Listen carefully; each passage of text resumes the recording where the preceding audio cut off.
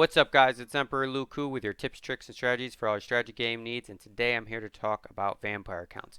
Now, most of my videos, Warhammer 1 and 2 is similar enough that I can pretty much do a cut and dry uh, strategy, but with vampires, I believe there is enough differences. It's going to be a little different. I'll probably have to do another completely separate video to fill in some of the blanks. Um, if you want to know anything about how I'm going to be doing the skill tree for the lords or buildings or things of that nature, you're going to find those in the videos in the description below on your way down. Don't forget to subscribe, like, and share as well. I pretty much have an overall tactic with vampire accounts. I pretty much follow that tactic of how I do my skills and stuff and so on and so forth. Now, Vampires is not really a Doomstack. I don't really mention Doomstacks in my videos because I guess I don't really use them. I find it to be boring, but I'm going to start mentioning them more because I know some people, they need them. They need the Doomstacks to win when they're playing on Legendary. I kind of like the difficulty because I try to compare it to if I was playing against a real person. In most strategy games that I've played, and in most of my life, I do play a lot of people. Even in the Warhammer, I always have that one or two friends that I can start a campaign with, and they're eager to play. And eventually, I have to play against a real human, and that's a whole nother ball game. Playing on a campaign map against a real human versus playing just a very hard or legendary AI, because I find the AI to still be stupid. They just have a lot of buffs, which is another issue. But Graveguard and Black Knights, that's something you're going to want. As you can see, one difference in Warhammer 1 and 2 is you're going to have Skaven right here. So that's going to be quite annoying. But you still start off as enemies with Templehof.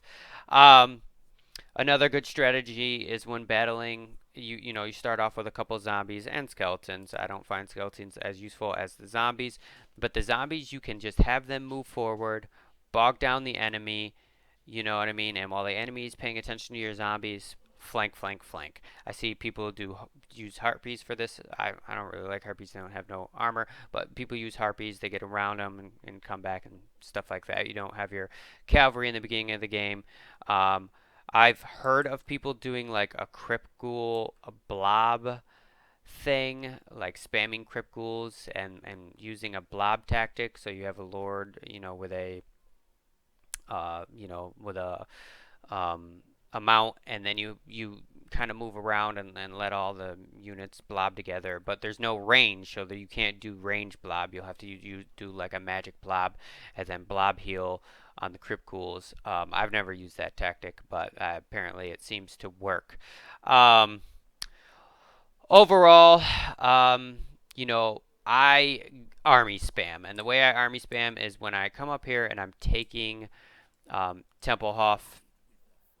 I take Castle Templehof, and I take the fort over here, and then they got these buildings here. I'll usually have one building in the beginning where I um, loot and sack spam. So I'll just keep sacking and looting a building and letting that fund me to build more armies, and then I'll use lots of raise the dead and just have weak whatever armies to just follow my lord around while I take what I need to take. But overall, slow and steady really wins the the the race with vampires. I like to secure this southern area right here, and even maybe this area. Um, I just kind of use that as my rear lines and just have a one lord just kind of bouncing around here, protecting my rear and letting the orcs and dwarves just destroy each other while I push out. That is kind of what I do, whether I'm playing one or two. You can also, with them, you could obviously use the waste ammo. You're going to want to do that because a lot of your units are small. So, you get a lord on or hero on a mount. You just keep moving around. You let the enemy, waste their ammo. Obviously, this doesn't work if you're on defense because the enemy's going to be coming towards you. You can do it a little bit.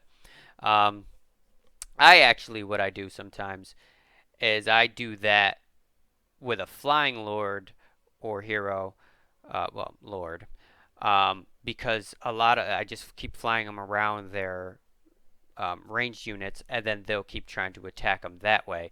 Um, Now, other than that, there is going to be differences in number two because obviously Kemmler starts off over here in this little area. I'm pretty sure, or yeah, I'm pretty sure that's the area. Obviously, I can't see it because I don't have it open. Um, so I'm going to have to do a little separate section in this for that situation. But if you're playing Warhammer 1, he's going to still be in the general area. There are no like particular like in the beginning. I try to get the money right off the bat, but you know you can start here if you want. I wouldn't really do the growth. Obviously, of course, upgrade this right away. Obviously, I add this. You want lots of vampires with them. Um, I like to get the Skaven out kind of early because their corruption will bleed into mine. I don't really like that. And this is going to sound really crazy, um, but I sometimes do like a spiral. Like, you know, I'll move in this order. You know, I'll go this way, and then I'll go this way, and then I kind of just in and out. But you can make a defensive perimeter here, and then just move in the general direction. The reason why I say slow and steady wins better with vampires is because eventually you're going to get the chaos. And let the chaos do their thing. Stay the hell out of their way. I do believe with one of these lords you do get chaos relations up. I don't know how great that works on legendary. You're still going to get enough freaking negatives and penalties. I mean, they're still going to come your way. I'm going to switch over to Kemmler really quick to show you that starting location for number. Okay, so now I'm over here with Heinrich. And obviously, you can right off the bat, you can sack spam here and just build up your armies. Now, I do a similar tactic that I do with Bretonia, and if you watch my Bretonia faction, you'll know how I turn this into the ultimate defense. Now, it's not going to be the ultimate defense in my aspect with buffers because I'm not going to have any buffers. Instead, I'm going to take this entire area with vampires, and then this way, you'll find the wood elves, and I kind of just stay out of their way and they stay out of my way. And then, you know, after I take that area, I kind of just move along the coast here and secure Bretonia. So army spam with him, same thing. Zombies, you know, keeping people busy while you attack them with other intricate sorts of vampires. Now, I thought he was the lord that had the bonus with zombies, but maybe that's Helman. Yeah, it looks like that. But he's got the diplomatic relation with Chaos. And again, I don't know how big of a difference that makes because if you're playing on Legendary, you're going to have negative effects. Anyways, I don't expect to be friends with the Chaos no matter who I'm playing as. I keep it pretty much lore friendly in my playthroughs. And that's usually it for him. Let's see, do I have anything else? No. I did one playthrough, and this is going to sound crazy, where I moved kind of like a vortex. I didn't secure this area. I literally just went like this. I started here, and I literally just moved like that, and I took the map that way, and it worked once. I don't recommend doing that whatsoever. But if you want to give it a try for some random reason, go for it. Excuse me. That is pretty much all. Obviously, you want to awaken your bloodlines here. That is a big difference between Warhammer 1 and 2. It's going to make this a little easier for you. These guys are much better than the randos you can get. Now here you go. Here's the Warhammer 1 map, and this is how it's looking in this campaign. Played it for a little while. As you can see, I'm not doing that great. Got a couple Army's moving around to do some stuff. Just took care of some chaos down here somewhere. Can't remember where. Anyways, he's going to do his thing. He kind of watches these two territories right here. So he bounces back and forth here. Then I got this guy watching my northern flank. So he kind of bounces around here. And then I got this guy here, Helman. He'll be taking these territories. Eventually the Brass Keep.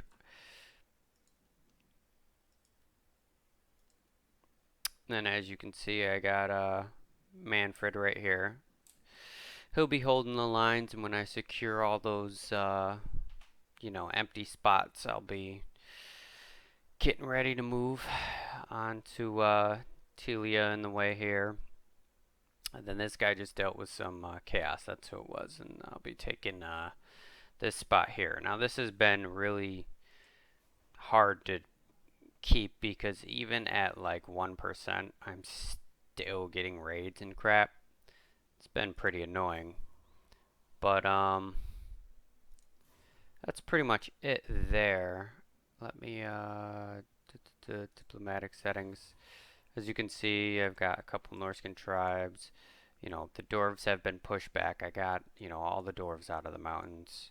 And again, this is Warhammer 1, so I can't go in there and do anything else. And that's pretty much how this is looking. I'm going to hop over to another map that I was playing Vlad in, show you how that's looking, just so you can see. You know, the chaos came, they did their thing.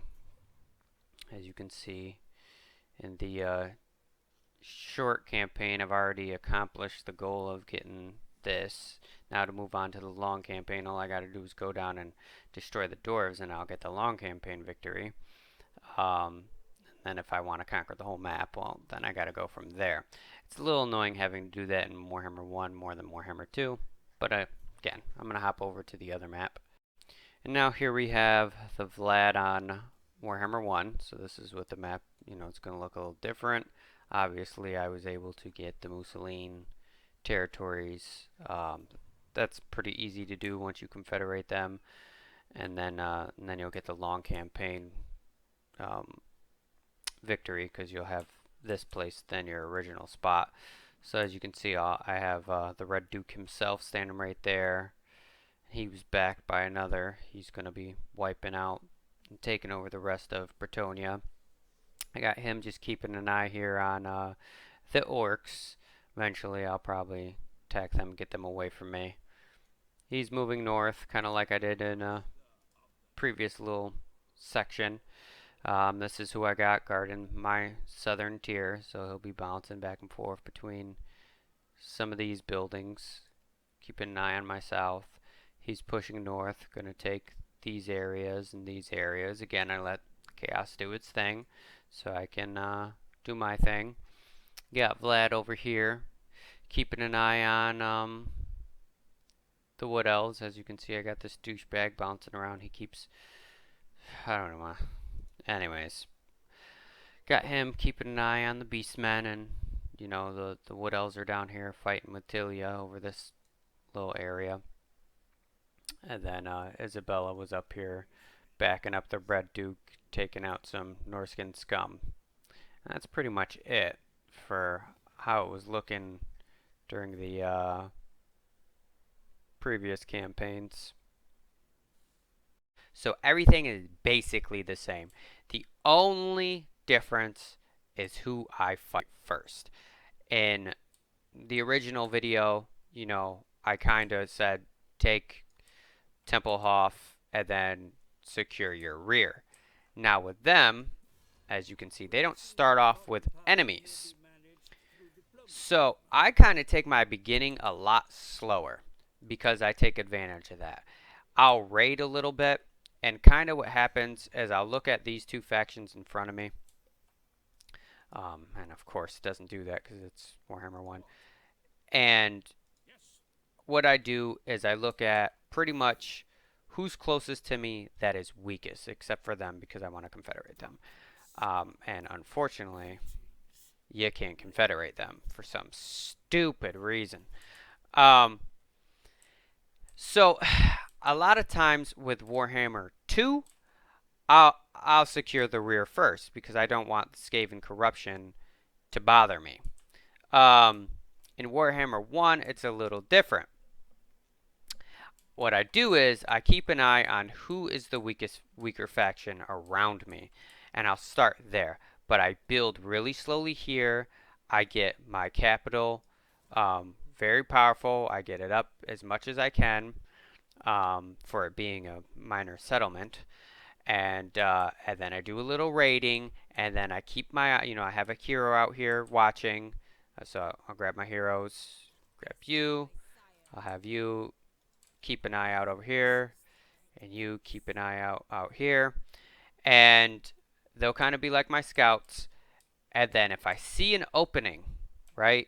I see just, these two right now, or I could expand on both of these, but I don't want to start a war with two people right off the bat. Now I could, take this settlement and then I can spam like before and just sack, sack, sack and build some more forces and move. But sometimes, in Warhammer 1, there's no Skaven here, so I might not secure this area first. I'll try to secure in this aspect. But this is a little tricky because I don't want to start war with two factions at once, and I don't want to be dragged into a war with the Empire so early on, especially when I want to kind of be patient and let the Chaos come down and do their work. And then when they pass me and they go this way, I kind of go whoop and secure this area, and then move this area a little bit. Keep my eye on Chaos, and then eventually ambush the crap out of Chaos and separate their armies from each other so they can't reinforce each other. Take the Chaos on, and then by that point, army spamming is going to be easy. And that's pretty much it with them. I hope you guys enjoy using the vampires. If you don't, please tell me why you don't enjoy the vampires. I think they're pretty good. I know a lot of people complain about their units disintegrating, but that's not really an issue later on. And as long as you're kicking butt, they're not really going to disintegrate much. Like, share, subscribe. I hope you guys all enjoy using the vampires. If you have any questions, put them in the comments below. If you have any issues, put them in the comments below, and I will solve those issues for you.